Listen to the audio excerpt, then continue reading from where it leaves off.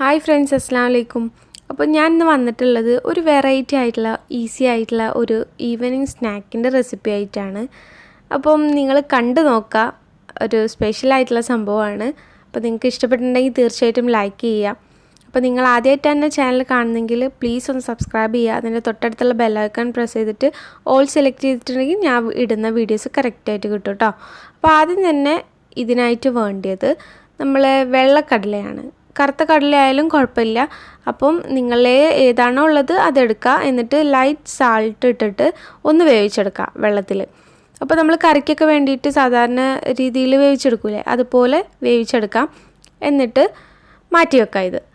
ഇതിപ്പോൾ ഒരു അരക്കപ്പ് കടലയേ ഉള്ളൂ കേട്ടോ. അപ്പോൾ നിങ്ങൾക്ക് എത്രയാണോ ഇഷ്ടം അത്ര അളവിനെടുത്താൽ മതി. അപ്പോൾ ഇനി നമുക്ക് വേണ്ടത് ഒരു അരക്കപ്പ് മൈദപ്പൊടിയാണ്.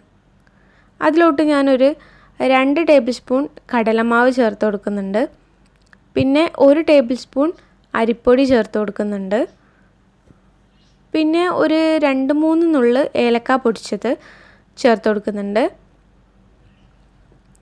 പിന്നെ ഒരു 1/4 ടീസ്പൂണിൻ്റെ കുറവ് നമ്മളെ കരിഞ്ജീരകമല്ലേ, കറുത്ത ജീരകം, അതും ചേർത്ത് പിന്നെ 1 ടേബിൾ സ്പൂൺ പഞ്ചസാര ചേർത്ത് കൊടുക്കുന്നുണ്ട്. പഞ്ചസാര നിങ്ങൾക്ക് ഇഷ്ടമുണ്ടെങ്കിൽ ചേർത്താൽ മതി, അല്ലെങ്കിൽ വേണ്ട കേട്ടോ. അപ്പം ഒരു 2 നുള്ള് ഉപ്പും ഒരു 2 നുള്ള് മഞ്ഞൾപ്പൊടിയും ചേർക്കുക. ആദ്യം തന്നെ നന്നായിട്ട് മിക്സ് ചെയ്തിട്ട് ഒരു അരക്കപ്പ് വെള്ളം ചേർത്തിട്ട് നമുക്കിതാ കുറച്ച് ചേർത്തിട്ട് ഒന്ന് മിക്സ് ചെയ്ത് കൊടുക്കാം. അപ്പം ഇത്രയും അളവിന് ഒരു അരക്കപ്പ് കടലൊക്കെ ഉണ്ടെങ്കിൽ, നിറയെ കടല ഉണ്ടെങ്കിൽ കുറച്ചും കൂടി ടേസ്റ്റ് ആയിരിക്കും.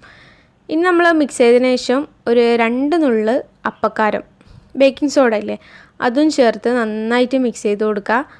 എന്നിട്ട് ഈ ഒരു പരിവാകുമ്പോൾ നമ്മളൊന്ന് റെസ്റ്റ് ചെയ്യാൻ വെക്കുക. ഒരു അരമണിക്കൂർ വെച്ചാൽ മതിയാവും, ഒന്ന് സെറ്റാകാൻ വേണ്ടിയിട്ട്. അപ്പോൾ നമ്മൾ മാവ് റെഡി ആയിട്ടുണ്ട്. ഇങ്ങനെ ഉണ്ടാവുക. ഇതിലോട്ട് നമുക്ക് ആവശ്യത്തിനനുസരിച്ച് കുറേ കടല വേണമെങ്കിൽ അങ്ങനെ ഇടാം, കുറച്ച് കടല ഇടണമെങ്കിൽ അങ്ങനെ ഇടാം. ഈ കടല ഞാൻ അതിലോട്ട് ഇനി ചേർത്ത് കൊടുക്കാം കേട്ടോ. അത്യാവശ്യം നല്ലോണം വേവിച്ച കടലയാവണം കേട്ടോ. അപ്പോൾ കടലയും കൂടിയും ചേർത്തിട്ട് നന്നായിട്ടൊന്ന് മിക്സ് ചെയ്യാം. അപ്പോൾ നിങ്ങൾക്കിത് വേണമെങ്കിൽ സ്പൈസി ആയിട്ട് ഉണ്ടാക്കാം. പഞ്ചസാര ഒഴിവാക്കിയിട്ട് വേറെ എന്തെങ്കിലും പച്ചമുളക് അങ്ങനെ എന്തെങ്കിലും ഇട്ടിട്ട് സ്പൈസി ആയിട്ടാണെങ്കിലും ഇത് ഉണ്ടാക്കാം. അടിപൊളി ടേസ്റ്റാണ്. അപ്പം ഇനി നമ്മൾ സാധാ പൊരിക്കാൻ വേണ്ടിയിട്ട് ഓയിൽ ചൂടാക്കുക. ഒരു മീഡിയം ഫ്ലെയിമിൽ വെച്ചിട്ട് നമ്മൾ ഓരോ സ്പൂണായിട്ട് വിട്ട് നമ്മൾ ഈ ബാറ്റർ ഒഴിച്ചു കൊടുക്കുക കേട്ടോ. അല്ലെങ്കിൽ മൊത്തത്തിൽ ഒട്ടിപ്പിടിച്ചിട്ട് ഒരു പത്തിരി രൂപത്തിലാവും. അപ്പം ഇനി ഇതിങ്ങനെ ഒഴിച്ചു കൊടുക്കുക. ഇതിൻ്റെ ടേസ്റ്റ് എന്ന് പറഞ്ഞാൽ ഇപ്പം ഇതിൻ്റെ ടേസ്റ്റ് ഒരു ലൈറ്റ് മധുരമാണ്, പുറമേ ഉള്ളിൽ ഒരു ലൈറ്റ് സാൾട്ട്. നല്ല ടേസ്റ്റാണ്, ഒരു കുഴപ്പമൊന്നുമില്ല, എല്ലാവർക്കും ഇഷ്ടപ്പെടുന്നതാണ് എനിക്ക് തോന്നുന്നത്. അപ്പോൾ എല്ലാവരും ട്രൈ ചെയ്ത് നോക്കുക. കടല കറി വെക്കാനൊക്കെ കടല നമ്മൾ വീട്ടിൽ സാധാരണ ഉണ്ടാവണമല്ലേ. അപ്പോൾ അതിന്നും കുറച്ചെടുത്തിട്ട് ഉണ്ടാക്കി നോക്കുക, ഇഷ്ടമാവോ നോക്കുക, ഫീഡ്ബാക്കൊക്കെ അറിയിക്കുക. അപ്പോൾ ഒരു ഭാഗം റെഡി ആയിട്ടുണ്ടെങ്കിൽ മറിച്ചിടുക. എന്നിട്ട് ഒരു ലൈറ്റ് ഗോൾഡൻ കളർ ആവണ വരെ വെയിറ്റ് ചെയ്യുക.